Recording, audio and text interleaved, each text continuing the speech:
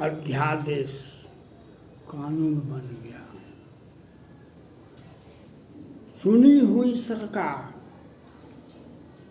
दिल्ली के मुख्यमंत्री केजरीवाल साहब कहते थे चुनी हुई सरकार को, राज्य को चलाने का कपिल सिब्बल साहब और कुछ और लोग थे, संजय सिंह और कुछ लोग और थे, जो दिल्ली के केजरीवाल के मुख्यमंत्री को यह अधिकार है कि वह दिल्ली का शासन चलावे। दिल्ली, यह बात आपको, और वहाँ के जब दिल्ली का राज्य बना तो वह सामान्य राज्य नहीं रहा। बिहार, उत्तर प्रदेश, मध्य प्रदेश वैसा राज्य नहीं, तो वह केंद्र शासित बहुत दिनों तक रहा। वह तो भाजपा को एक बार कुछ लाभ मिला था, राजनीतिक लाभ, और उन्होंने कहा कि नहीं, इसको राज्य बनाइए, इसको राज्य बनाइए, इसको राज्य बनाइए। एक बार तो राज्य बना गया, इनके मुख्यमंत्री हो गए, उसके बाद तो इनका नामो निशान मिट गया भाजपा का। तो शीला दीक्षित जी आ गई, बहुत दिनों तक मुख्यमंत्री रही। शीला दीक्षित जी अच्छी थी, कहीं भी कोई समस्या नहीं था, कहीं भी कोई समस्या दिल्ली में, केंद्र सरकार में, राज्य सरकार में कोई दिक्कत नहीं था। लेकिन केजरीवाल साहब ये तो NGO से आए हैं और ये अपने आप को क्या समझते हैं, जो मुख्यमंत्री को नैतिकता का भी ज्ञान नहीं है, शीश महल बना दिए ये। और मोदी जी को एक राजनीतिक विकल्प रूप में इनको देखते हैं। एक मोदी जी इनको राजनीतिक विकल्प में देखना चाहते हैं, इसलिए आज तक इन पर कोई कार्रवाई नहीं हुई। आज तक इतना बड़ा भ्रष्टाचार, CCTV फुटेज चाइना की कंपनी से खरीदा गया था, क्या 1000 करोड़ का खरीदा गया। और दिल्ली में शाहीन बाग बना, दिल्ली का गृह सचिव, चीफ सेक्रेटरी भारत सरकार का, उसका भी तबादला यही करेंगे, पुलिस का भी तबादला यही करेंगे। जब प्रधानमंत्री जी ने अध्यादेश लाए, तुरंत याचिकाएं सुप्रीम कोर्ट में डाल दी गई। सुप्रीम कोर्ट ने भी आगे नहीं, दिल्ली का चुनी हुई सरकार, दिल्ली का चुनी हुई सरकार का आदेश ही मान्य होगा। हमारा संविधान स्पष्ट रूप से कहता है, संघ 3 सूचियां हैं, केंद्रीय सूची, राज्य सूची और समवर्ती सूची। जब भी विवाद होगा समवर्ती सूची में, तो केंद्र सरकार की ही जीत होगी। दिल्ली का मतलब दिल्ली नहीं होता है, दिल्ली का मतलब पूरा भारत होता है। और जो प्रधानमंत्री होते हैं वे पूरे भारत को चलाने का अधिकार उन्हीं को दिया जाता है। राज्य का मुख्यमंत्री दिल्ली जैसे राज्य का और नगर पालिका, नगर निगम का से अधिक अधिकार दिल्ली के मुख्यमंत्री को नहीं है। एक तो छोटा राज्य, केंद्र शासित प्रदेश, और दिल्ली भारत की राजधानी है। और वहाँ पर अध्यादेश का, सुप्रीम कोर्ट ने भी अध्यादेश पर वो गलत बता दिए। फिर बवाल होते रहा। अध्यादेश कौन लाए? केंद्र सरकार ने, प्रधानमंत्री ने। बहुमत दल के नेता ही प्रधानमंत्री होते हैं। जो व्यक्ति को लोकसभा में बहुमत होता है वही प्रधानमंत्री बनते हैं। उनका अध्यादेश लाए तो उनका विरोध आप किस प्रकार से कर रहे थे? संसद में तो पास हो गया, अध्यादेश पर हम पास हो गया, अध्यादेश वह परिस्थिति में लाया जाता है जब संसद नहीं चलती है, देश में कोई कानून की आवश्यकता है तो अध्यादेश लाया जाता है। अध्यादेश का 6 महीने तक नियम है, उसे संसद से पास करा जाना चाहिए। अध्यादेश 6 महीने का प्रथम सत्र में ही पास हो जाना चाहिए। अगर संसद नहीं चल रहा है तो जब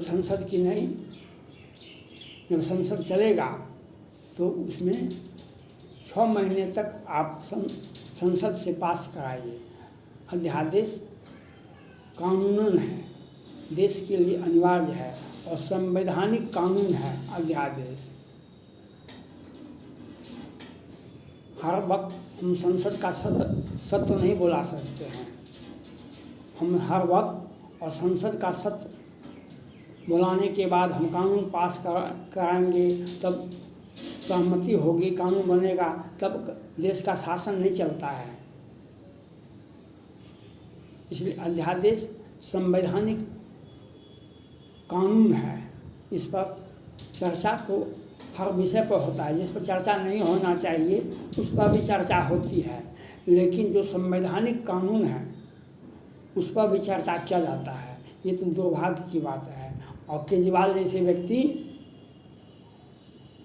जो भ्रष्टाचार में आकंठ डूबे हुए हैं, शाहीन बाग दिल्ली में बना दिए हैं, सैकड़ों हजारों हिंदू लड़कों को मरवा दिए हैं, और दिल्ली का इतना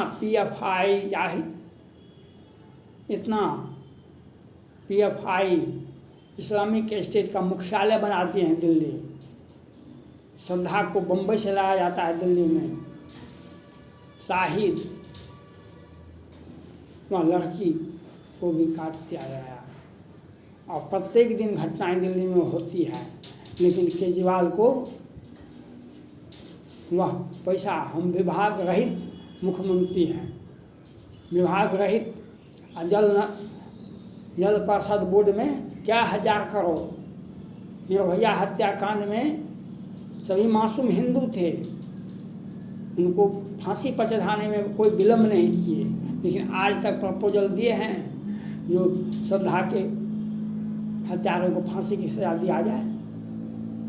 और केंद्र सरकार तो अपना किसी प्रकार से काम कर रही है, और सोनिया कांग्रेस पार्टी ये केजरीवाल जैसे व्यक्ति के पीछे चले आते हैं, उन्हें राजनीतिक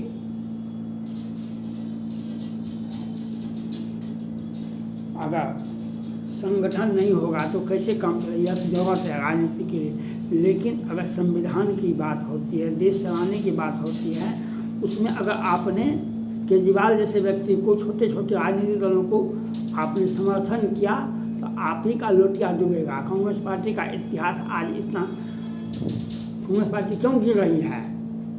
आपको छोटे छोटे दल आपको धमकी देते हैं, हमारा नेतृत्व करने के लिए दे दीजिए, हमारा इनका नेतृत्व अगर हो जाए कहीं तो देश का तो सर्वनाश हो जाएगा। जो व्यक्ति को संसद में एक भी सदस्य नहीं है, लोकसभा में केजरीवाल की पार्टी को कोई संसद सदस्य नहीं है, लेकिन उनके पीछे पीछे जाते हैं और संवैधानिक गैर संवैधानिक बातों को प्रोटेस्ट करते हैं कांग्रेस पार्टी। ये आपके लिए दुर्भाग्य होगा, आपके लिए दुर्भाग्य होगा, आपके लिए दुर्भाग्य होगा, क्योंकि अध्यादेश का विरोध आप कैसे किए?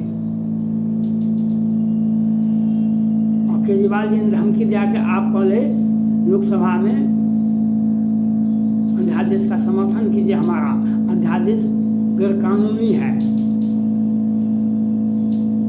खड़गे साहब ने तो कहा कि नहीं, हम संसद में बात को उठाएंगे, हम सड़क पर नहीं उठा सकते हैं, लेकिन संसद में बात को उठाए तो पास हो गया अध्यादेश।